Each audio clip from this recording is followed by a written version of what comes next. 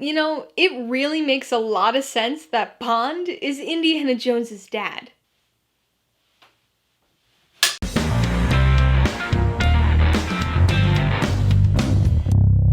Hey everybody, welcome to Mainly Movies. As part of my 007 video series, I thought today would be the perfect day to rank the 7 Sean Connery Bond films. If you're new here, please consider subscribing for a variety of movie-related content like reviews, ranked lists, and trailer reactions. So what is a rankography exactly? Well, it's my ranking of a filmography, whether that be a director's output, an actor's appearances, or even an entire franchise. My rankographies are based on personal preference, and I rank movies according to how much I enjoyed them, rather than any specific technical merit or attribute. Remember, this is just my ranking, not the ranking, so be sure to post your own personal ranking of the Connery era Bond films in the comments below. Over the franchise's nearly 60-year history, we've had 6 actors take up the mantle of James Bond. They've all brought a unique flavor to the role, but there's no denying that one of these men stands apart from the rest as the most iconic Bond. Being the first actor to bring the 007 character to the big screen certainly helps in that regard, but it's Sean Connery's instantly recognizable, cool charm that cements him as the person who first comes to mind at the mention of Bond. He starred in 6 of the Eon-produced films, and also the non-franchise Never Say Never Again, which I'll also include in this rankography. I've already reviewed all 6 of the Eon films, and will review the non-Eon film in a few weeks, so if you want to check those out for some more in-depth thoughts on each of them, I'll put links in the description below, and I'll also link some of them up in the cards as we go along. Alright, let's get this rankography started. Coming in at number 7, Never Say Never Again. Well, I'm sure this placement really isn't much of a surprise to anyone, especially if you've ever had the misfortune of watching this film. The fact that this is one of only 2 unofficial James Bond movies, separate and distinct from the continuity of the long-running franchise, certainly doesn't help the movie, but that isn't the reason it comes in last here. This is a Bond film without an identity. It has the facade of a 007 movie, but is unmistakably hollow as soon as you take a closer look.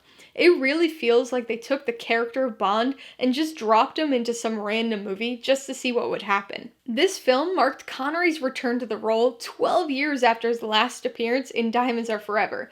It's a bit odd to see him turn up in this film, and he's definitely aged, something that repeatedly gets mentioned in the film, but he mostly falls right back into the role, which is admittedly nice to see. Unfortunately, the story is just a mess, a disappointingly familiar mess, since this is yet another adaptation of Fleming's Thunderball novel. It's more of a different interpretation of the story than a remake of the 1965 film, but it's just as dreadfully dull. Coming in at number 6, Thunderball. Well, the remake may have come in last place, but the original isn't too far behind. I know a lot of people really like this one, but it's easily one of my least favorite in the entire franchise. I mean, there are some other rough Bond movies, but none more dull than Thunderball. Despite its Caribbean setting, it's one of the murkiest and most drab films in the series. And maybe it's partly because it came on the heels of the very entertaining Goldfinger, but the self-serious tone for this one is actually kinda off-putting. But the biggest problem here is how incredibly slow this movie is. The plot takes a long time to ramp up, and then even when it's fully ramped, it's underwhelming.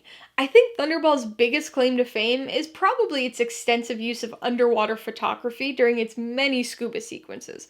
While it was surely a novel and impressive technique at the time, it quickly becomes tedious and repetitive now, only further contributing to the slow pacing and painful dullness of the film. Coming in at number 5, You Only Live Twice. Well, this is definitely the goofiest of the Connery films. It's not a very good one, but you certainly can't call it dull, so it has a leg up on Thunderball at least. This was Connery's last Bond film before Lazenby's short stint in the role, and it's pretty clear that he didn't really care about the film at all. He kind of phones it in, and is obviously just going through the motions, which makes 007 pretty unremarkable here. The performances are weak, but this movie gets absolutely ridiculous. The plot seems pretty standard at first, but then we're introduced to the ninja training school and everything gets sent down this insane tangential path that's confusing, inexplicable, and offensive all at once. That tangential path and make Bond Japanese subplot fizzles out into nothingness by the third act, but at that point, we've got ninjas infiltrating an evil lair in a volcano, and there are spaceships and piranhas, and it's all just a weird and campy mishmash of self-parody. Coming in at number 4, Diamonds Are Forever. Far from serious, but not quite as insane as You Only Live Twice, Connery's last official Bond film is definitely a challenge. It's widely regarded to be the worst of Connery's Bonds, but as you can see, I disagree with that sentiment. In fact, I think it's decent despite its multitude of problems. This film sees Connery's return to the role after Lazenby's single film departure, and even though it's nice to see our iconic Bond back in action, I would have preferred to have seen some more Lazenby-led films instead, or at least a story continuation from On Her Majesty's Secret Service. Instead, Diamonds Are Forever proceeds as though Connery never left, and although it starts off with a decent enough plot, quickly dives off the campy deep end to produce a very strange send-off film for Connery. If Space Ninjas weren't enough for you, here you get to see Bond drive a moon machine around the desert and fight Bambi and Thumper. No, not that Bambi and Thumper, but it honestly probably would have been a less strange fight. It's a weird film without any truly great aspects, but I'd be lying if I said I wasn't entertained by it. Coming in at number 3, Dr. No. Here we've got not only Sean Connery's introduction as Bond, but James Bond's cinematic introduction as a character. And I gotta say, it's kind of a weird introduction. After a reasonable enough first half, the movie makes the jump to strange campiness, with a very 60s futuristic evil lair and a surprisingly dull, dragged out third act. It's not horrible or anything, but it's still always strange for me to think that this was people's first glimpse of Bond. It's a wonder the franchise ever became a franchise. The story gets a little ridiculous, but probably the biggest contributing factor to this film's success was our leading man, Sean Connery. Whether or not he was even remotely close to the Bond from Fleming's novels, he became the embodiment of Bond on the screen, setting standards for the franchise that still exists today. Nearly all of those iconic catchphrases and other Bondisms you associate with the character get their start here. So even though it's not one of my favorite Bond movies, there's no denying that it had a lasting impact. Coming in at number 2, From Russia with Love. Despite being more in line with what I think of as a typical spy movie, this is actually quite the outlier in not only the Connery era, but also the Bond franchise as a whole. It has arguably the most classic espionage elements of any of the films, and is certainly the most serious toned until the Craig era. It's quite a shift from the sorta campy Dr. No, but still manages to expand on some of the story threads introduced in that film, namely the secret crime organization, Spectre. In addition to some key plot threads, this film also continues to expand upon the Bond style. The tropes and expectations are solidified here. Only 2 films in, and almost every classic element people associate with Bond was already in place. And this film was not only an inspiration within the Bond franchise, but has clearly made its mark more broadly on the spy thriller genre. It may not have the flashiness of some of its successors, but From Russia with Love is one of the more solid tales in the 007 playbook, and one of my favorites in the franchise. So that means my number 1 Connery-era Bond film is Goldfinger. It may not have been the first Bond film, but it was my first Bond film, and it's still the one that immediately comes to mind when I think about classic Bond. It has the perfect balance of interesting dramatic story and silly campiness.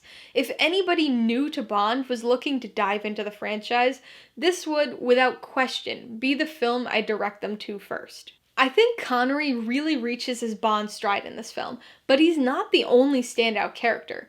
Honestly, all of the main characters are great. The Bond girl of the movie, Pussy Galore, is one of the best and most independent in the franchise, despite her incredibly stupid name. And the villains? Auric Goldfinger is fantastic as the greedy, menacing, and slightly over-the-top antagonist with a penchant for gold, and oddly specific interior design. And then you've got the wonderful Oddjob, Goldfinger's right hat man, who's one of my favorite characters in the franchise. And if all that wasn't enough, this movie's got the absolute best theme song of the franchise with Shirley Bassey's dramatic Goldfinger. Alright, so that's my rankography of the Connery era Bond films. 7 films across 21 years and one iconic Bond. What does your ranking look like? I'd love to see some reasoning for your order, so be sure to post it in the comments below. Remember, I've already reviewed these movies, so you can check those videos out if you want some more in-depth discussion of each, as well as my ratings, pros and cons, and even tailored film recommendations. And if you're interested in buying any of these movies, I do have affiliate links to all of them in the description below. I do get a small commission from anything you buy using one of my links, so I'd really appreciate it if you'd use them if you're in the market for any of these movies. Alright, so if you got some enjoyment, insight, or information out of this rankography, I'd appreciate it if you'd hit that like button. And if you haven't done so already, please hit subscribe while you're at it to see more videos like this, as well as movie reviews. Till next time, this has been Alyssa with Mainly Movies, the way life should be.